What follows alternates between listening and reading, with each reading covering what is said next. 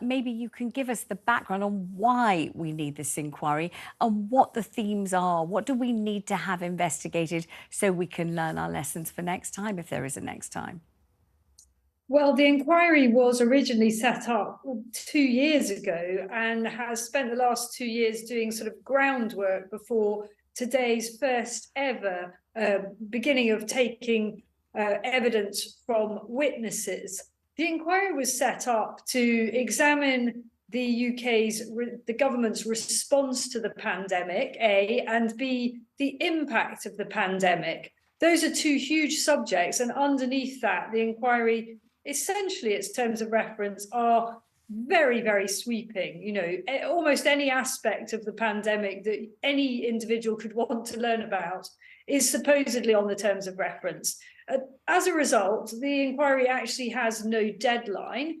However, the judge in charge of the inquiry, Baroness Hallett, has said that she wants to have made very good progress by 2026. And crucially, she's also said that she will issue reports as she goes along. So we won't have to wait forever to an indefinite time to get anything out of it. So that, I think, is a positive thing.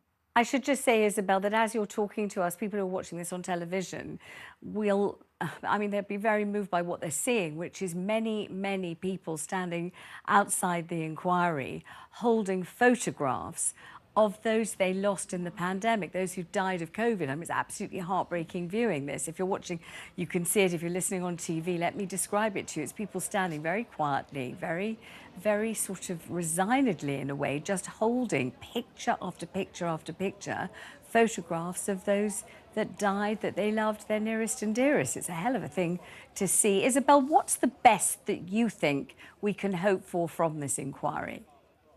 Well, I first of all just like to respond to the images that you're showing now and say that the inquiry today opened with a long video, a long film, which was made up of awfully moving stories from people who had lost loved ones in the pandemic. I did find that profoundly moving. The judge knew that it would be upsetting viewing and actually offered the chance to anyone in the hearing room to step out during the period that was shown.